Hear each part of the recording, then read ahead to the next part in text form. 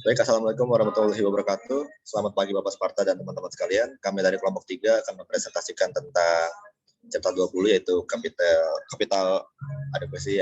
Ada saya Azra Marjadinur, lalu ada Beatrice Alicia, ada Nadia Yasya, lalu ada Nabila Putri, dan juga ada Aditya Sabelia. Next. Baik, untuk memastikan kelangsungan hidup, seorang manajer lembaga keuangan itu perlu melindungi lembaga dari risiko kebangkrutan, yaitu untuk melindungi dari risiko yang cukup besar untuk menyebabkan lembaga gagal.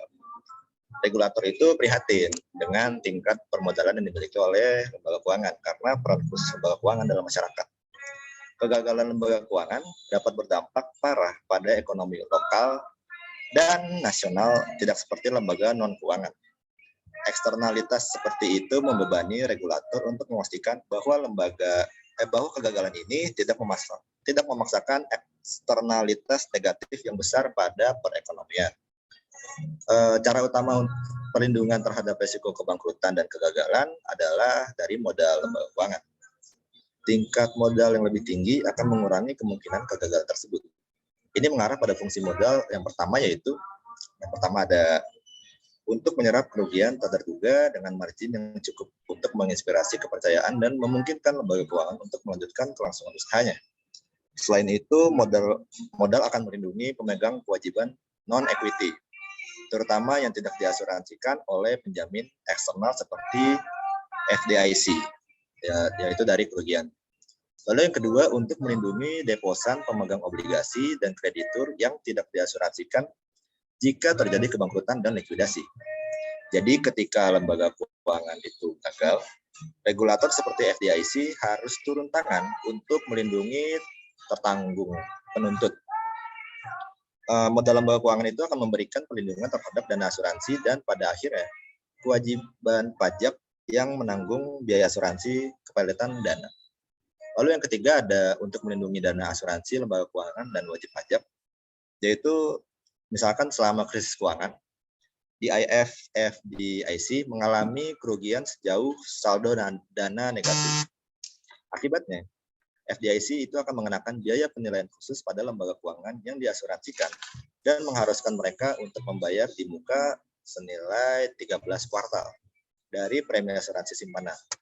Maka dengan menahan modal dan mengurangi risiko kebangkrutan, lembaga keuangan melindungi industri dari premi asuransi yang lebih besar.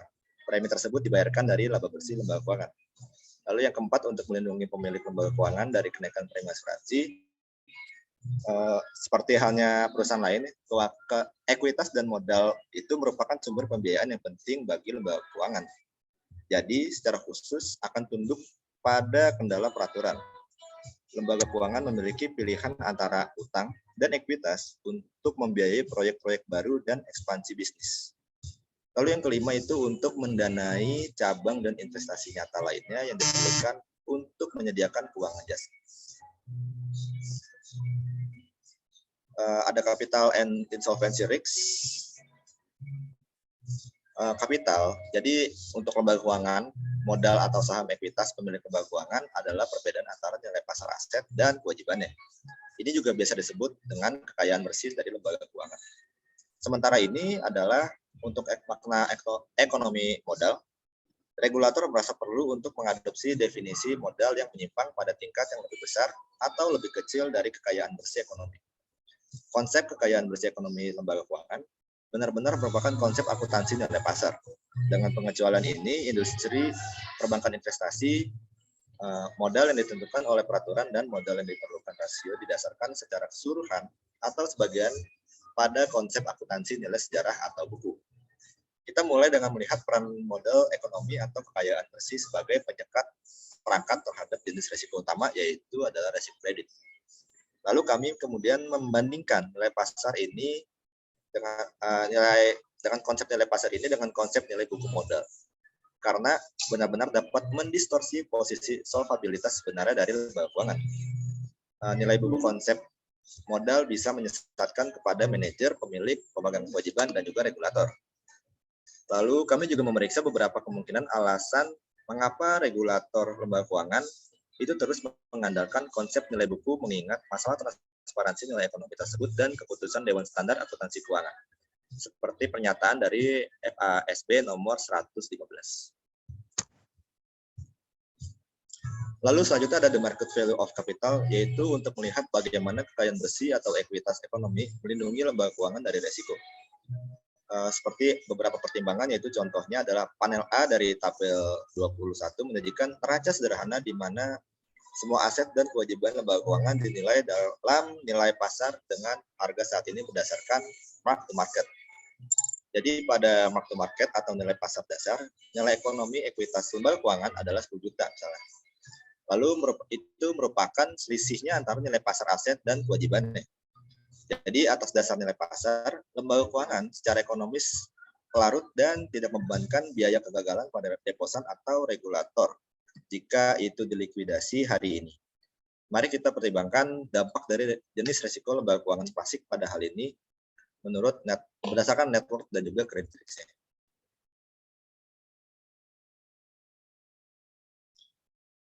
Ini ada di tabel ini kita dapat lihat untuk panel A dari tabel 21 ini.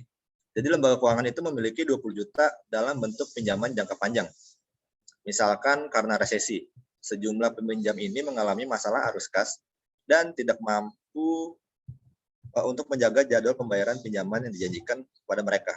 Penurunan arus dan arus kas masa depan yang diharapkan dari pinjaman menurunkan nilai pasar dari portofolio pinjaman yang dipegang oleh lembaga keuangan di bawah nilai $20. Jadi misalkan pinjaman benar-benar bernilai hanya $8, yaitu harga yang lembaga keuangan akan menerima jika dapat menjual pinjaman di pasar sekunder dengan harga saat ini, maka berarti nilai pasar dari portofolio pinjaman telah turun dari $20 menjadi $8. Melihat neraca nilai pasar yang direvisi pada panel B dan dari tabel di atas.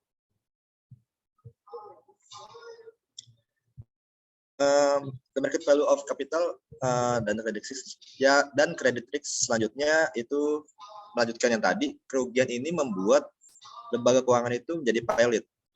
Seperti nilai pasar asetnya sebesar $88 itu akan kurang dari nilai kewajibannya, yaitu sebesar $90.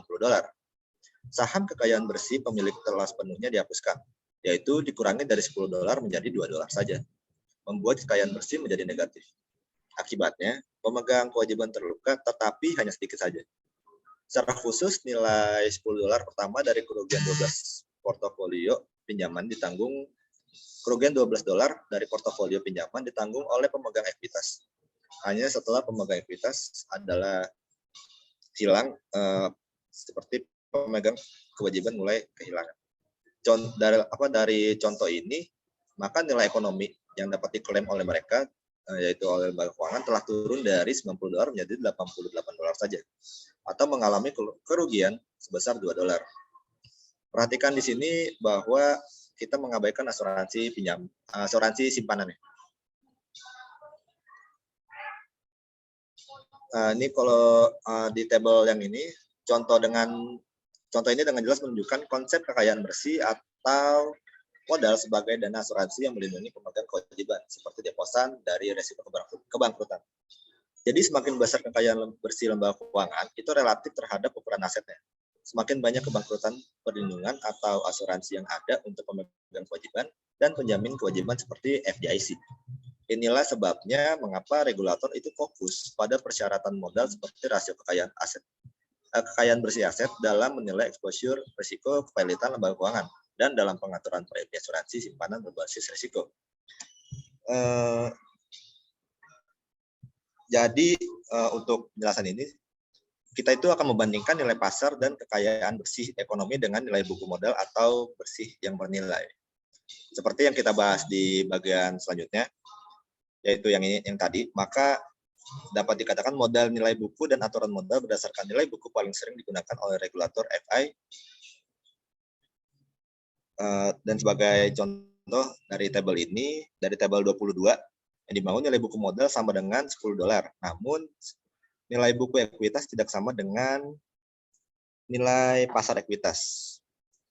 Jadi, selisih antara nilai pasar aset dan kewajiban itu. Ini tidak setara dalam buku dan nilai pasar ekuitas yang dapat dipahami dengan memeriksa efek dari guncangan risiko kredit yang sama pada posisi modal lembaga keuangan, tetapi dengan asumsi book metode akuntansi nilai.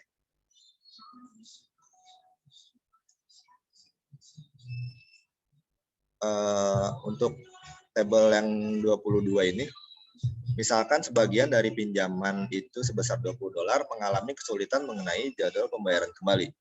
Maka kami berasumsi di panel B, tabel 21, bahwa revaluasi arus kas mengarah ke penyesuaian langsung ke bawah nilai pasar portofolio pinjaman dari $20 menjadi $8. Kerugian nilai pasar kerugian nilai pasar itu menjadi sebesar $12. Sebaliknya, di bawah akuntansi nilai buku bersejarah metode seperti prinsip akuntansi yang berlaku umum atau GAAP, lembaga keuangan memiliki lebih banyak keleluasaan dalam mencerminkan atau menentukan waktu pengakuan kerugian pinjaman bermasalah pada saldo mereka. Dengan demikian, pada dampak kerugian tersebut berdampak pada modal. Jadi keseimbangan nilai pasar lembar itu tercermin dalam panel B dari tabel 21. Dan neraca nilai buku adalah tercermin dalam tabel 22 yang ini. Maka perhatikan neraca nilai buku terus mencantumkan $10 sebagai nilai kekayaan bersih, namun nilai sebenarnya itu adalah minus $2.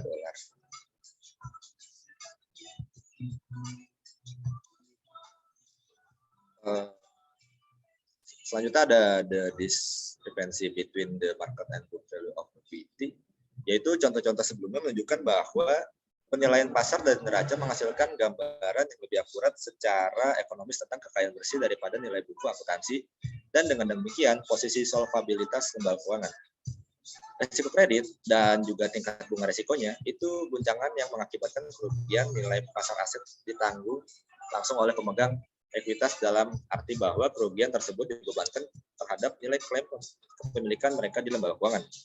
Maka nilai pasar ekuitas lebih relevan daripada nilai buku karena pada saat terjadi kepalitan, nilai likuidasi atau pasar menentukan kemampuan lembaga keuangan untuk membayar berbagai penggugat selama modal pemilik atau saham ekuitas memadai atau cukup besar. Pemegang kewajiban itu dapat dilindungi terhadap risiko dari kebangkrutan itu sendiri. Selanjutnya ada argumen against market value accounting, yang dimana argumen pertama terhadap akuntansi nilai pasar atau MV adalah bahwa sulit untuk dilaksanakannya. Ini mungkin benar terutama untuk bank komersial kecil dan barang bekas dengan sejumlah besar aset yang tidak diperdagangkan seperti pinjaman kecil di neraca mereka. Kapan tidak mungkin untuk menentukan harga atau nilai pasar yang akurat untuk aset, menandai ke pasar hanya dapat dilakukan dengan kesalahan. Argumen tandingan untuk ini adalah bahwa kesalahan yang dihasilkan dari penggunaan penilaian pasar dari aset yang tidak diperdagangkan masih cenderung kurang dari yang dihasilkan dari penggunaan buku asli atau penilaian sejarah sejak pendekatan nilai pasar tidak mengharuskan semua aset dan kewajiban untuk diperdagangkan. Next.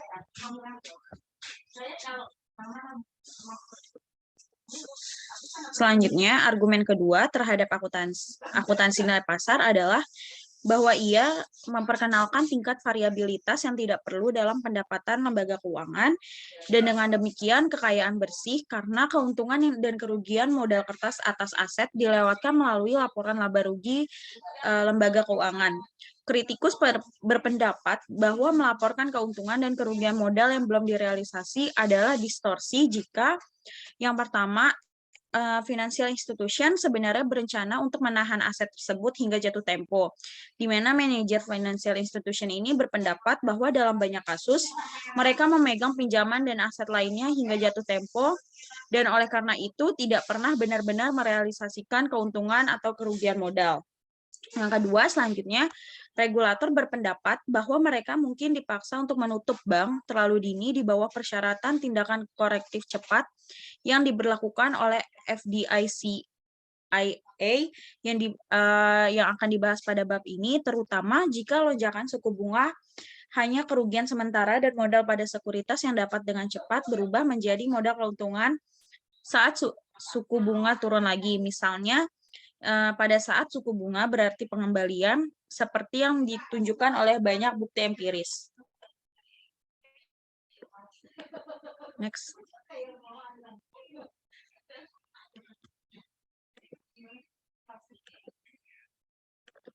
Lalu untuk argumen ketiga terhadap akuntansi nilai pasar adalah bahwa lembaga keuangan kurang bersedia untuk menerima exposure aset jangka panjang seperti pinjaman hipotek dan pinjaman KNI. Jika aset-aset ini harus terus ditandai ke pasar untuk mencerminkan perubahan kredit kualitas dan tingkat bunga. Misalnya seperti yang ditunjukkan pada bab 8, yaitu aset jangka panjang adalah lebih sensitif terhadap suku bunga daripada aset jangka pendek. Kekhawatirannya adalah pasar itu akuntansi nilai dapat mengganggu fungsi khusus lembaga keuangan sebagai pemberi pinjaman dan pemantau dan bahkan dapat mengakibatkan atau menonjolkan krisis kredit yang besar. Dan dari 3 argumen yang menentang akuntansi nilai pasar, yang satu ini mungkin adalah yang paling persuasif bagi regulator yang peduli dengan keuangan usaha kecil dan pertumbuhan ekonomi. Selanjutnya ada capital adequacy in the commercial banking and thrift industry. The FDIC Improvement Act tahun 1991 mengharuskan bank dan barang bekas mengadopsi persyaratan modal berbasis resiko. BI secara bertahap dan sepenuhnya menerapkan rasio modal berbasis resiko ini pada 1 Januari 1993 di bawah apa yang dikenal sebagai Perjanjian Basel atau Basel yang sekarang disebut Basel I. Dan kesepakatan atau kesepakatan Basel baru atau disebut Basel II pada tahun 2006 terdiri dari 3 pilar yang saling memperkuat bersama-sama berkontribusi pada keamanan dan kesehatan sistem keuangan. Jadi di Basel II ini ada 3 pilar, yaitu ada pilar 1 yang mencakup persyaratan modal minimum, regulasi untuk risiko kredit, pasar, dan operasional. Pengukuran risiko pasar tidak berubah dari yang diadopsi pada tahun 1998.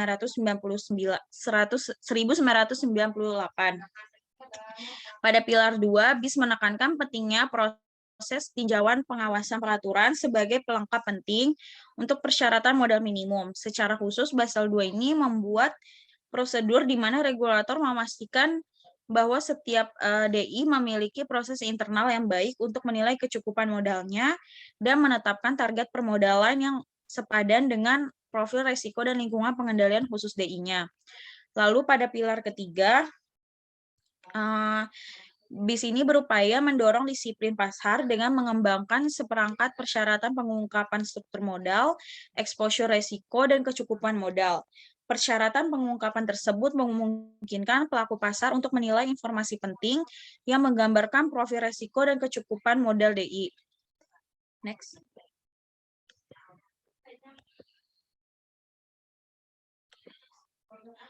Selanjutnya, sejak disahkannya FDICAI pada tahun 1991, kecukupan modal DI dinilai berdasarkan di mana rasio modalnya ditempatkan di salah satu dari 5 zona sasaran.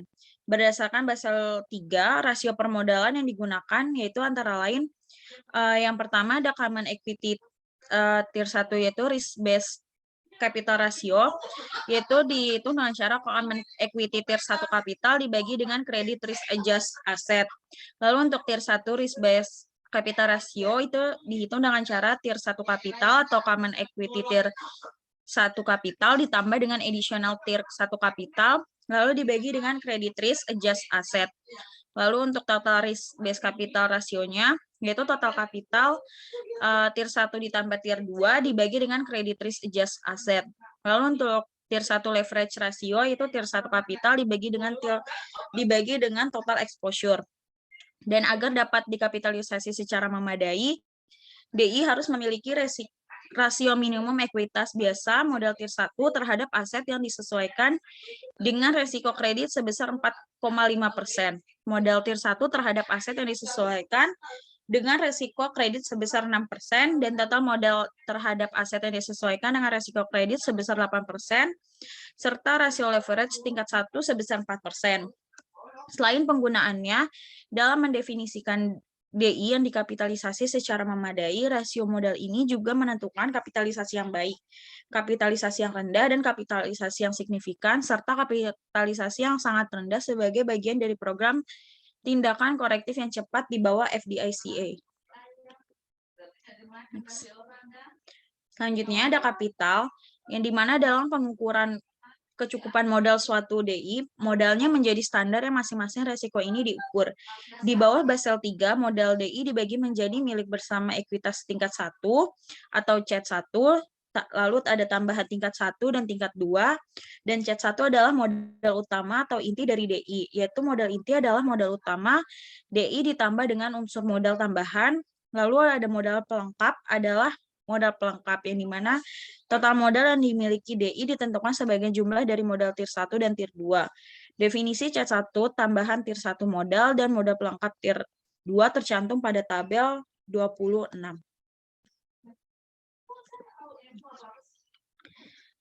Untuk tier 1 kapital atau CET1 yaitu ekuitas umum modal tingkat 1 terkait erat dengan nilai buku ekuitas DI yang mencerminkan konsep kontribusi modal inti dari pemilik DI 4. Modal C1 terdiri dari dana ekuitas yang tersedia untuk menyerap kerugian. Pada dasarnya itu termasuk buku nilai ekuitas biasa ditambah kepemilikan ekuitas minoritas yang dimiliki oleh DI anak perusahaan dikurangi niat baik. Goodwill adalah item akuntansi yang mencerminkan jumlah pembayaran DI di atas nilai pasar pada saat membeli atau mengakuisisi DI atau anak perusahaan lainnya. Lalu untuk tier 1 kapital atau modal tier 1 adalah jumlah dari modal CET1 dan tambahan modal tier 1. Termasuk dalam tambahan modal tier 1 adalah opsi lain yang tersedia untuk menyerap kerugian bank di luar ekuitas umum. Ini terdiri dari instrumen tanpa tanggal jatuh tempo atau insentif untuk menebus. Misalnya saham preferan perpetual non-kumulatif. Instrumen ini mungkin dapat ditarik kembali oleh penerbit setelah 5 tahun hanya jika diganti dengan modal yang lebih baik.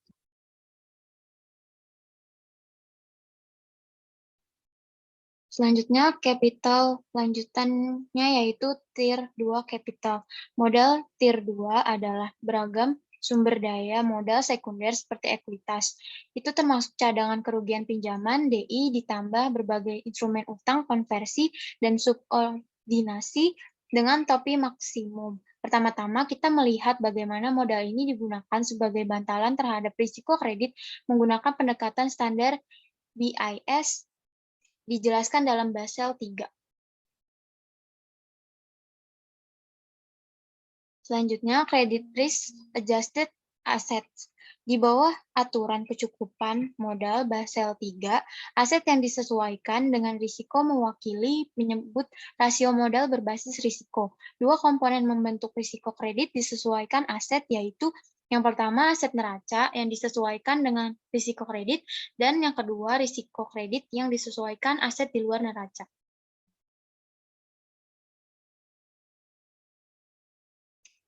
Selanjutnya, calculating risk-based capital ratio.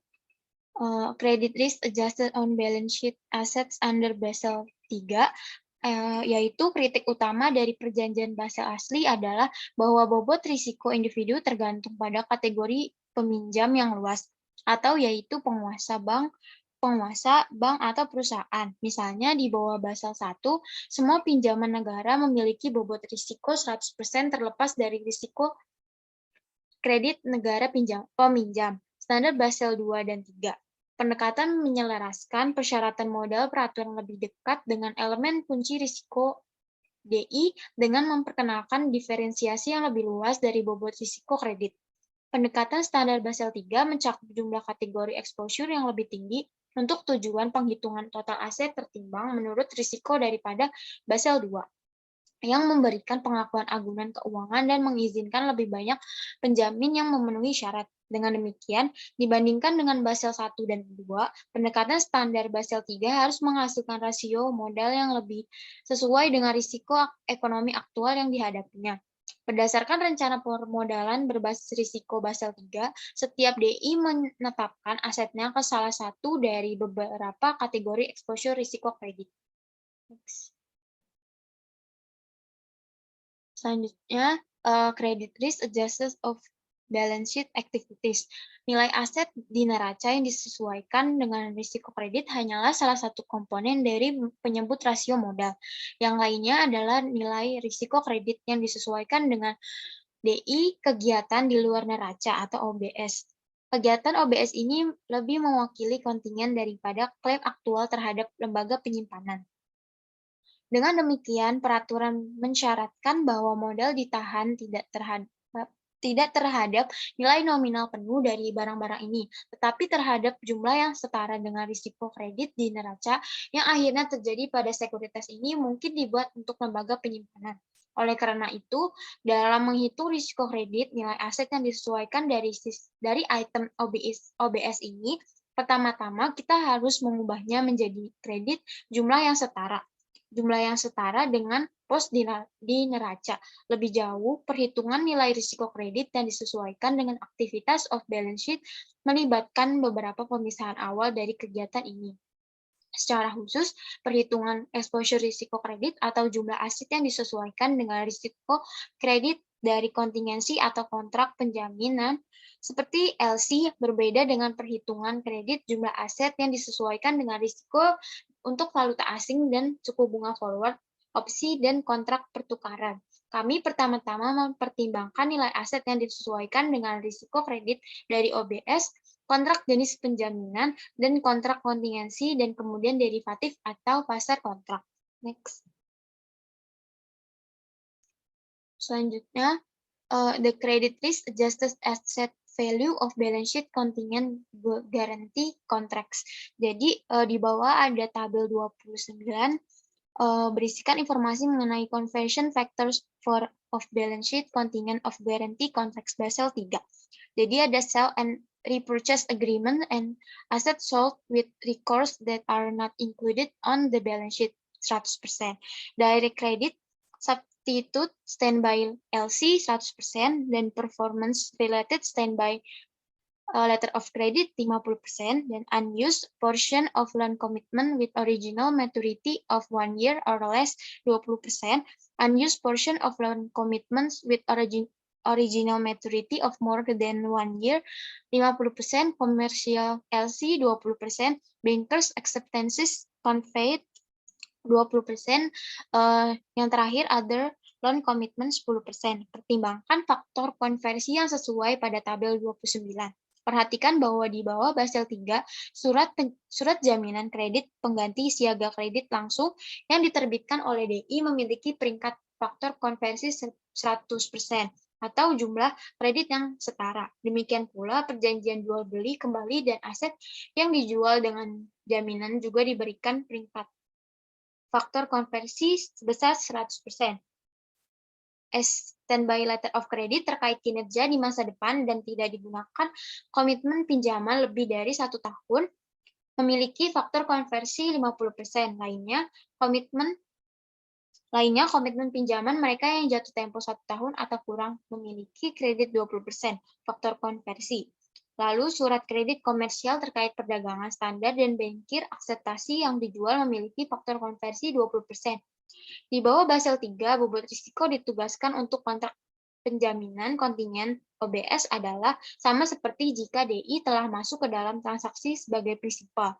Dengan demikian, peringkat kredit yang digunakan untuk menetapkan kredit bobot risiko untuk aset di neraca juga digunakan untuk menetapkan yaitu bobot risiko kredit pada aktivitas OBS ini.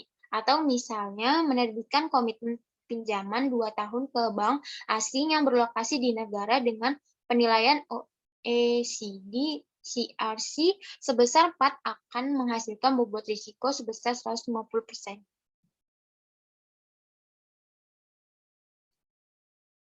Selanjutnya, the credit risk adjusted asset value of balance sheet, market, contracts, or derivative instrument. Seperti halnya kontrak kontingensi atau penjaminan, perhitungan risiko disesuaikan nilai aset kontrak pasar OBS membutuhkan pendekatan 2 langkah.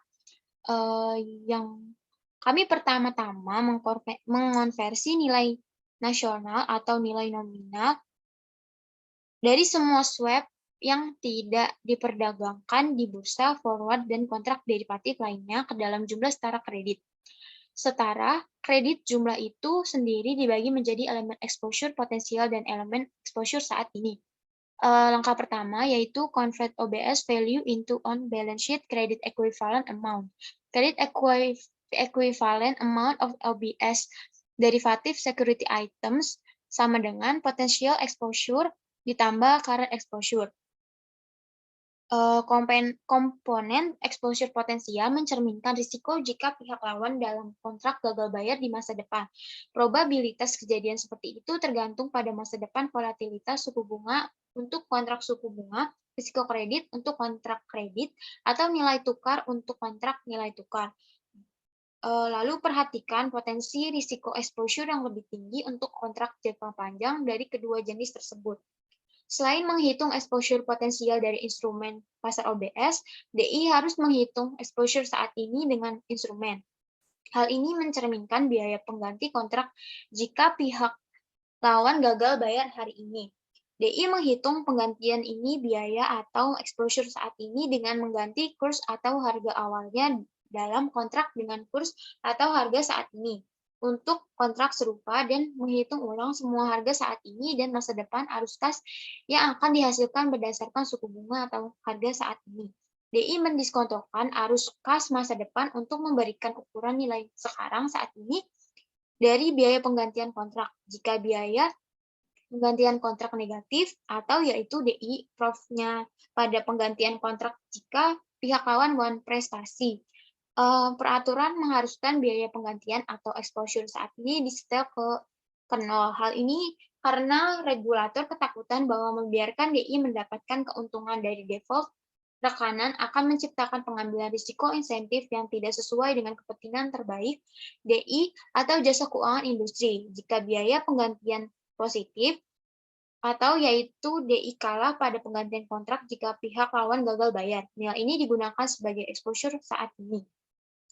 Step kedua, step 2, assign the OBS credit equivalent amount to a risk category.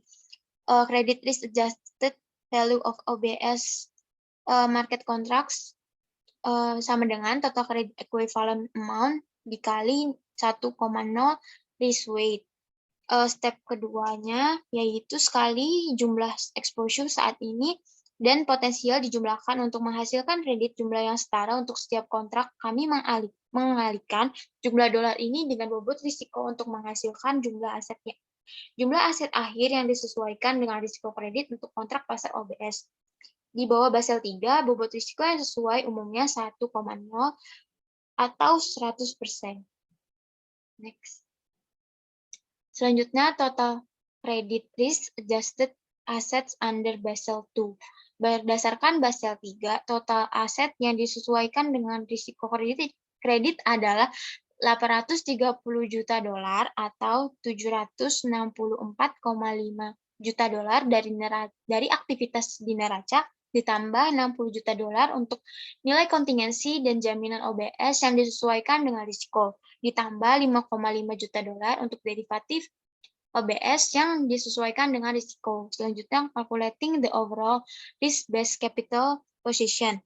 Setelah menghitung aset tertimbang menurut risiko, untuk lembaga penyimpanan, langkah terakhir adalah untuk menghitung tier 1 dan rasio model berbasis risiko total.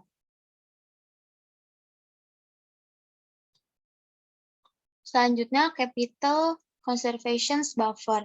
Selain merevisi persyaratan rasio modal minimum untuk rasio kredit, Basel III memperkenalkan penyangga konservasi modal yang dirancang untuk memastikan terbentuknya DI surplus modal atau penyangga di luar periode tekanan keuangan yang terbentuknya DI keuangan yang dapat ditarik turun karena kerugian terjadi selama periode tekanan keuangan.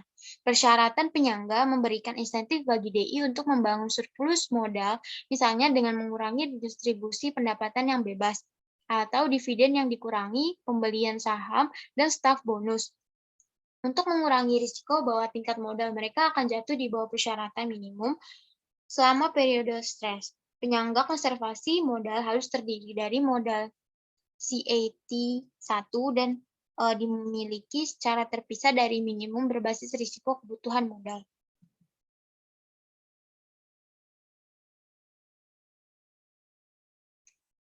Selanjutnya terdapat tabel 2011 yang menginformasikan mengenai capital conversion buffer, capital ratio levels, dan maksimum payout ratio sebagai berikut.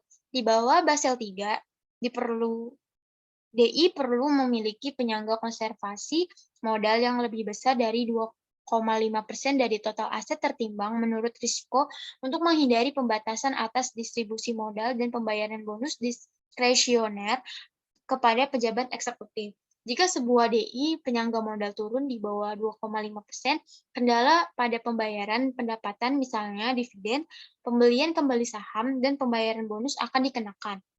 Tabel 2011 mencantumkan maksimum rasio pembayaran dividen diperbolehkan karena penyangga konservasi turun di bawah 2,5%. Sebagai yang dapat dilihat, semakin kecil buffer konservasi, makin besar kendala pada DI pembayaran penghasilan yang bebas. Next. Selanjutnya tabel 2012 yaitu counter-cyclical capital buffer, yaitu sebagai berikut. Basel III juga memperkenalkan penyangga modal counter-cycle yang dapat dideklarasikan oleh siapa saja negara yang mengalami pertumbuhan kredit agregat yang berlebih. Penyangga modal counter-cyclical dapat bervariasi antara 0% dan 2,5% dari aset tertimbang menurut risiko. Penyangga ini harus dipenuhi dengan modal C1 dan DI diberikan 12 bulan untuk menyesuaikan dengan buffer tingkat. Seperti penyangga konservasi modal, jika tingkat modal DI jatuh di bawah penyangga modal counter-cyclical yang ditetapkan, pembatasan pembayaran pendapatan diterapkan. Tabel 2012 daftar pembatasan ini. Bank Internasional akan membayar biaya buffer rata-rata tertimbang berdasarkan pada exposure kredit mereka ke masing-masing negara. Jadi, jika bank memiliki 60% asetnya di negara A dengan buffer counter-cyclical yang diberlakukan sebesar 2% dan 40% asetnya di negara B, dengan persyaratan buffer counter-cyclical sebesar 1% buffer counter-cyclical untuk bank adalah 1,6%. Didapatkan dari 0,60 dikali 2% ditambah 0,40 dikali 1%. Penyangga modal counter-cyclical bertujuan untuk melindungi sistem perbankan dan mengurangi exposure sistemik terhadap kemerosotan ekonomi. Kerugian bisa sangat besar ketika penurunan didahului oleh periode pertumbuhan kredit berlebih. Akumulasi penyangga modal selama fase ekspansi akan meningkatkan kemampuan sistem perbankan untuk tetap sehat selama periode penurunan harga aset dan kerugian dari kondisi kredit yang melemah. Dengan menilai buffer counter-cyclical saat kredit pasar terlalu panas, buffer modal yang terakumulasi dapat menyerap kerugian abnormal apapun yang mungkin dialami seorang DI ketika siklus kredit berputar. Akibatnya bahkan setelah kerugian tersebut terwujud, DI akan tetap sehat dan dapat mengakses pendanaannya, memenuhi kewajiban dan terus melayani sebagai perantara kredit.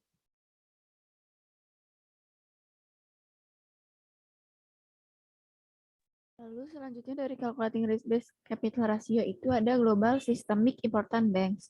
Jadi dasarnya adalah karena GSIB atau Global Systemically Important Banks adalah bank yang terlalu besar untuk gagal, yang mana harus ditebus oleh pemerintah pusat dan pembayar pajak, mereka perlu menurunkan risikonya dengan meningkatkan persyaratan modal berwujud mereka bahkan lebih dari bank lain. GSIB diidentifikasi menggunakan metodologi yang dikembangkan oleh BIS berdasarkan pendekatan pengukuran indikator yang mengidentifikasi faktor-faktor yang menyebabkan penularan internasional. Indikator dipilih untuk menangkap dampak sistemik dari kegagalan bank daripada kemungkinan bahwa bank akan gagal. Indikatornya termasuk ukuran bank keterkaitan aktivitas lintas yurisdiksi atau global, kurangnya pengganti untuk layanan mereka, dan kompleksitas untuk menentukan peringkat kepentingan sistemik global mereka. Lalu ada leverage ratio. Salah satu ciri dari krisis keuangan pada tahun 2008 sampai 2009 adalah akumulasi leverage on dan off balance sheet di seluruh sistem perbankan. Selama krisis yang terburuk, DI dipaksa oleh pasar untuk mengurangi leverage sampai pada tingkat yang mengintensifkan penurunan harga aset dan mengintensifkan kerugian DI, penurunan modal DI, dan pengurangan ketersediaan kredit. Untuk mencegah siklus ini berulang, Basel III memperkenalkan persyaratan rasio leverage yang dimaksudkan untuk mencegah penggunaan yang berlebihan pada leverage dan untuk bertindak sebagai backstop untuk persyaratan modal berbasis risiko yang dijelaskan di awal tadi. Rasio leverage Basel III ini didefinisikan sebagai rasio modal Tier 1 terhadap kombinasi aset di dalam dan di luar neraca. Rumusnya itu leverage ratio sama dengan Tier 1 capital dibagi dengan total exposure on and off balance sheet. Total exposure sama dengan total aset DI ditambah exposure di luar neraca. Untuk sekuritas yang derivatif, exposure di luar neraca adalah exposure saat ini ditambah potensi paparan seperti yang dijelaskan sebelumnya. Untuk komitmen kredit atau pinjaman off balance sheet, faktor konversi 100% diterapkan kecuali komitmen tersebut segera dapat dibatalkan. Dalam hal ini, faktor konversi 10% digunakan. Untuk permodalan yang baik, DI harus memiliki rasio leverage minimal 5%. Agar permodalan yang memadai, DI harus memiliki rasio leverage minimal 4%. Lalu ada interest rate risk, market risk, dan risk-based capital. Dari perspektif peraturan, rasio modal berbasis risiko kredit cukup hanya jika selama lembaga penyimpanan tidak terkena tingkat bunga atau risiko pasar yang tidak semestinya. Alasannya, rasio modal berbasis risiko hanya memperhitungkan kecukupan modal DI untuk memenuhi risiko kredit baik di dalam maupun di luar neraca.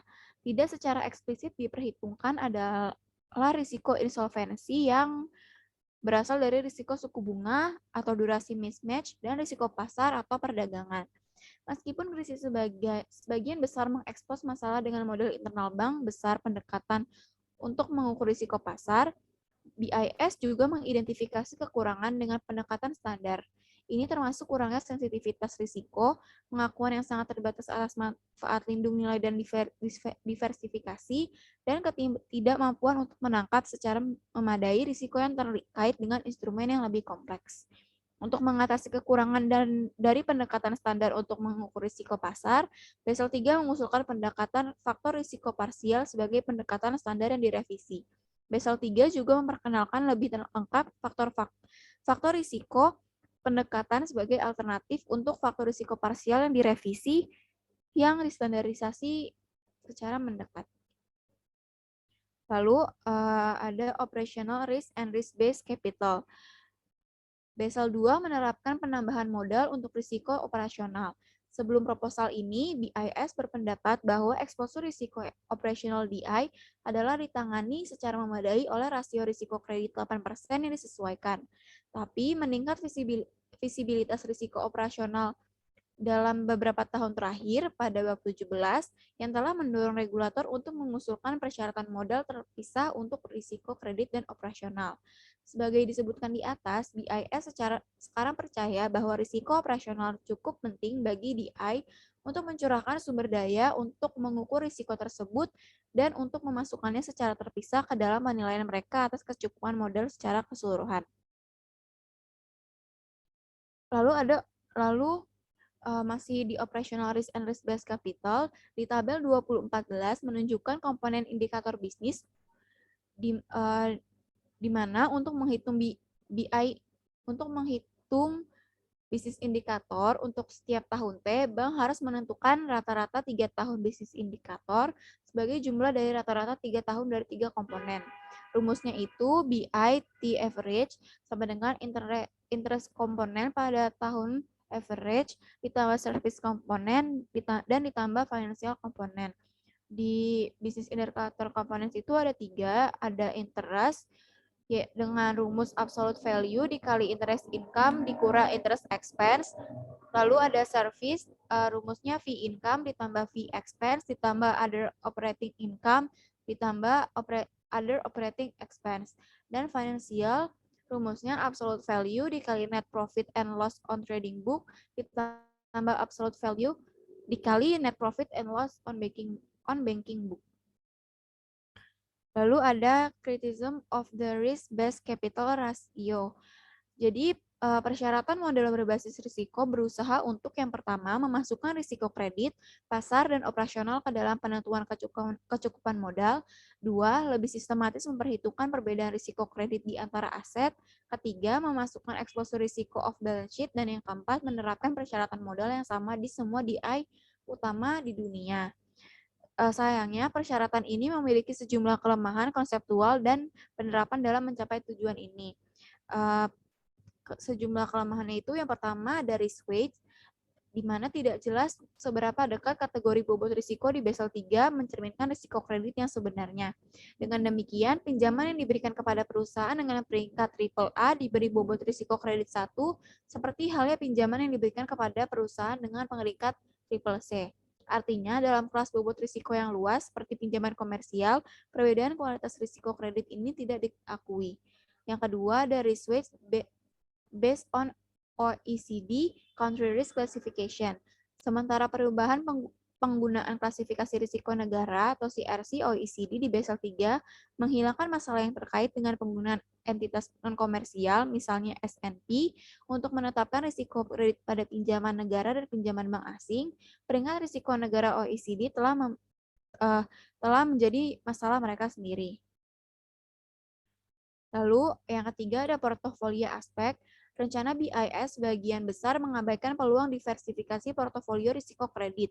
Seperti yang dibangun, rencana kecukupan model Basel III atau model standar pada dasarnya adalah ukuran risiko linier yang mengabaikan korelasi atau covariance antara aset dan kelompok aset.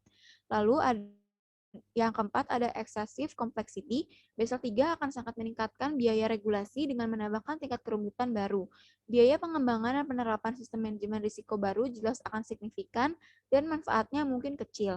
Lalu yang kelima ada loan to value ratio used for residential mortgage, di mana Basel III ini sangat bergantung pada rasio pinjaman terhadap nilai untuk hipotek perumahan. Lalu yang keenam ada Pillar 2 may ask too much of regulators. Pilar 2 Basel III ini membutuhkan banyak pertimbangan yang sangat sensitif dari regulator, seperti penentuan kecukupan model internal bank, yang mungkin tidak siap untuk membuatnya.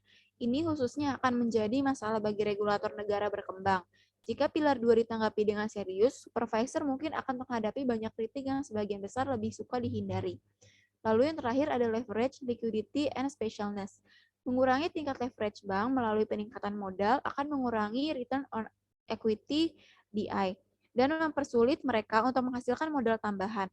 Ketika ditambahkan kedua rasio likuiditas baru yang diperkenalkan di bawah Basel III yang memaksa DI untuk lebih mencocokkan jatuh tempo aset dan kewajiban daripada meminjam pendek dan meminjamkan panjang, seperti yang secara tradisional menjadi fitur khusus dari DI.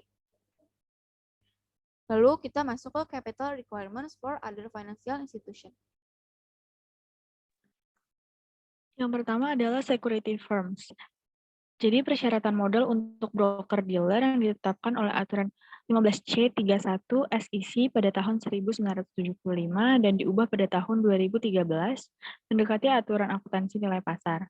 Jadi ini secara khusus broker dealer harus mempertahankan hutang agregat terhadap modal bersih yang tidak lebih dari 1.500%, yaitu hutang tidak boleh lebih dari 15 kali lebih besar dari ekuitasnya. Jadi, agregat indebtedness atau hutang agregat terdiri dari total kewajiban yang timbul dari setiap transaksi.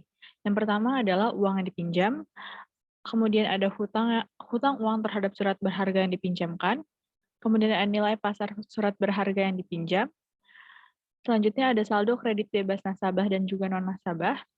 Kemudian ada saldo kredit pada rekening nasabah dan non-nasabah yang memiliki posisi short dalam surat berharga. Kemudian ada ekuitas pada akun komoditas masa depan nasabah dan non-nasabah, dan yang terakhir adalah saldo kredit pada akun komoditas nasabah dan non-nasabah. Net capital atau modal bersih adalah kekayaan bersih yang disesuaikan dengan laba atau rugi yang belum direalisasi, kemudian ada penyisian pajak tangguhan, dan juga kewajiban tertentu. Jadi selain rasio permodalan ini, amandemen pada tahun 2013 ini memperkenalkan aturan modal bersih yang merupakan tambahan, yaitu pengujian aset liquid bersih, yang mana broker-dealer harus menghitung nilai pasar untuk aset mereka yang sangat liquid setiap harinya dan memastikan bahwa nilai pasar dari aset tersebut melebihi nilai kewajiban mereka. Next.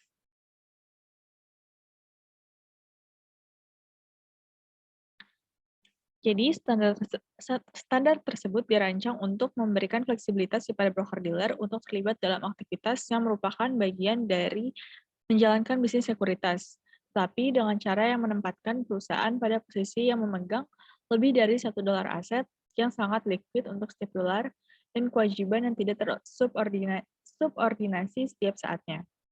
Namun, aturan tersebut tidak mengizinkan sebagian besar piutang tanpa jaminan untuk dihitung sebagai modal bersih yang diizinkan. Jadi, aspek aturan ini sangat membatasi kemampuan broker-dealer untuk terlibat dalam aktivitas yang menghasilkan piutang tanpa jaminan. Dan aturan tersebut juga tidak mengizinkan aset tetap atau aset tidak liquid lainnya untuk dihitung sebagai modal bersih yang diizinkan. Hal ini juga menciptakan disinsentif bagi broker-dealer untuk memiliki real estate dan aset tetap lainnya yang tidak dapat dengan mudah dikonversi menjadi uang tunai. Dan untuk alasan ini, aturan 15C31 memberikan insentif kepada broker-dealer untuk membatasi kegiatan bisnis mereka dan mencurahkan modal untuk kegiatan seperti penjaminan emisi, pembuatan pasar, dan pemberian saran, serta memfasilitasi transaksi sekuritas pelanggan. Selanjutnya adalah life insurance. Jadi pada tahun 1993, industri asuransi jiwa mengadopsi model skema permodalan berbasis risiko, yang mana revisi terbaru dari skema tersebut terjadi pada tahun 2011.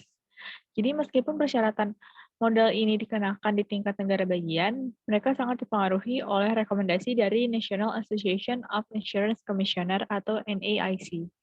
Jadi model ini dimulai dengan mengidentifikasi 5 risiko yang dihadapi oleh perusahaan asuransi jiwa. Yang pertama adalah C0 atau Asset Risk Affiliate. Jadi risiko aset afiliasi ini merupakan risiko gagal bayar aset untuk investasi afiliasi. Kebutuhan modal berbasis risiko atau RBC, anak perusahaan asuransi yang dimiliki oleh penanggung dihitung berdasarkan total modal berbasis risiko anak perusahaan dan kemudian diprorata berdasarkan persentase kepemilikannya. Jadi persyaratan RBC untuk anak perusahaan lainnya dihitung berdasarkan faktor yang ditetapkan. Perusahaan induk diharuskan memiliki modal berbasis risiko dalam jumlah yang setara untuk melindungi dari penurunan keuangan afiliasi.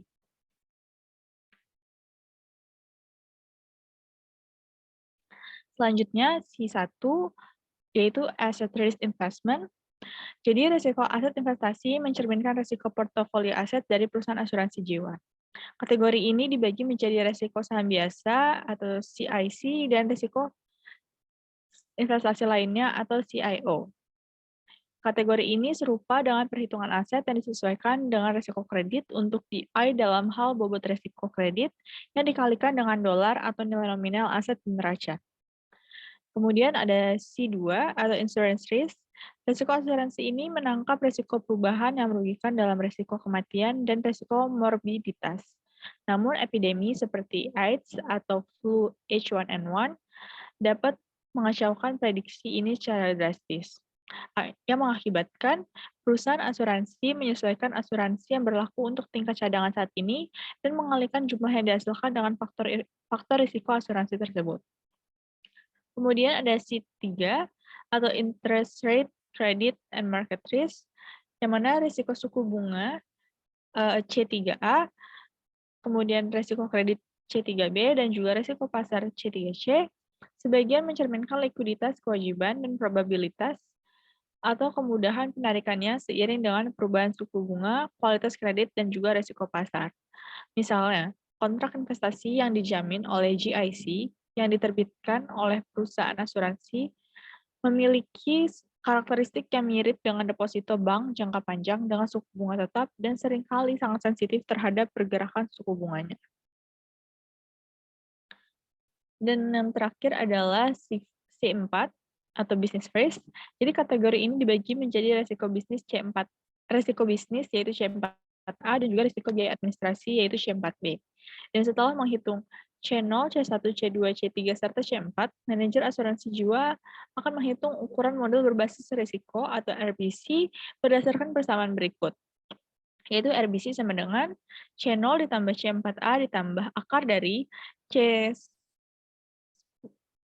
ditambah C3A dipangkatkan 2 ditambah C1 CS tambah C3C dipangkatkan 2 ditambah C2 pangkat 2 ditambah C3B pangkat 2 ditambah C4B pangkat 2.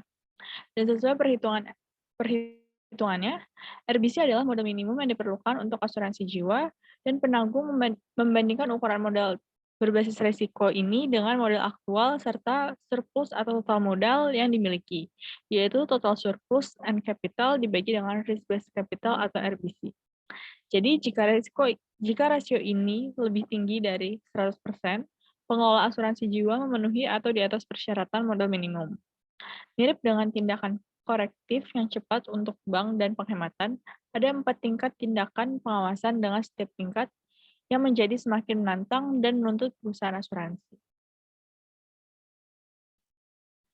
Selanjutnya adalah property casualty insurance. Jadi, persyaratan modal atau untuk asuransi properti korban atau PC sangat mirip dengan RBC industri asuransi jiwa yang diperkenalkan oleh NAIC pada tahun 1993 dan direvisi menjadi paling baru pada tahun 2011 kecuali bahwa ada 8, bukan 5, kategori risiko termasuk 3 aset terpisah kategori risiko. Jadi bobot risiko di beberapa area, terutama saham biasa, ini lebih rendah dibandingkan dengan perusahaan asuransi jiwa karena exposure yang relatif lebih kecil dari perusahaan PC terhadap jenis risiko aset ini. Jadi ada 8 jenis risiko yang berbeda dengan perhitungan RBC untuk dibandingkan dengan total modal serta surplus perusahaan asuransi PC yang ditunjukkan pada tabel di bawah ini. Jadi di sini dapat kita lihat juga kesimpulannya RBC sama dengan R0 ditambah akar dari R1 pangkat 2 ditambah R2 pangkat 2 ditambah R3 pangkat 2 ditambah dengan R4 pangkat 2 ditambah R5 pangkat 2 ditambah R6 pangkat 2 ditambah R7 pangkat 2 yang dimana R0 sampai dengan R2 merupakan aset, R3 merupakan kredit, R4 sampai dengan R5 merupakan underwriting, serta R6 dan R7 merupakan katastrofi. Perhitungan RBC ini mengasumsikan bahwa R1 hingga R7 independen satu sama lain, yaitu memiliki koefisien yang korelasinya 0, sedangkan investasi dalam afiliasi PC atau risiko R0 ini diasumsikan berkorelasi sempurna dengan risiko bersih komponen R1 hingga R7. Jika total modal dan surplus dari perusahaan asuransi PC melebihi RBC yang dihitung, perusahaan asuransi dianggap memiliki modal yang memadai. Sebagai contoh, anggaplah sebuah perusahaan asuransi PC memiliki total modal dan surplus sebesar $70 juta dan biaya RBC-nya dihitung sebagai $69,79 juta. Ini memiliki rasio modal terhadap RBC melebihi 1, yaitu 70 dibagi dengan 69,79 yang dihasilkan yaitu 1,003 dan dikapitalisasi secara memadai. Dan selanjutnya, 4 tingkat tindakan pengawasan juga berlaku untuk perusahaan asuransi PC. Jadi yang dapat kita simpulkan dari chapter ini yaitu chapter ini mengulas modal lembaga keuangan dalam melindungi dari risiko kredit, suku bunga, dan risiko lainnya. Menurut teori ekonomi, modal atau kekayaan bersih harus diukur berdasarkan nilai pasar sebagai perbedaan antara nilai pasar aset dan kewajiban. Pada kenyataannya, regulator menggunakan aturan akuntansi nilai buku.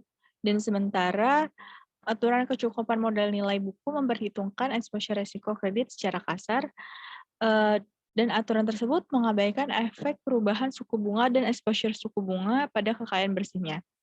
Di sini kami juga menganalisis aturan modal spesifik dan yang diusulkan yang diadopsi oleh regulator bank dan barang bekas, dan perusahaan asuransi dan perusahaan sekuritas, serta mendiskusikan masalah serta kelemahannya mereka. Dan secara khusus, di sini juga dilihat bagaimana bank, barang bekas, PC, dan regulator asuransi jiwa sekarang menyesuaikan aturan modal berbasis nilai buku untuk menghitungkan berbagai jenis risiko sebagai bagian dari pengadaan rasio kecukupan modal berbasis risiko, yang mengakibatkan persyaratan modal aktual di bank dan di perusahaan asuransi jiwa, perusahaan asuransi PC, serta barang bekas bergerak mendekati persyaratan kekayaan bersih berbasis nilai pasar dari broker-dealernya. Sekian presentasi dari kami. Jika terdapat kekurangan dalamnya, kami mohon maaf. Terima kasih.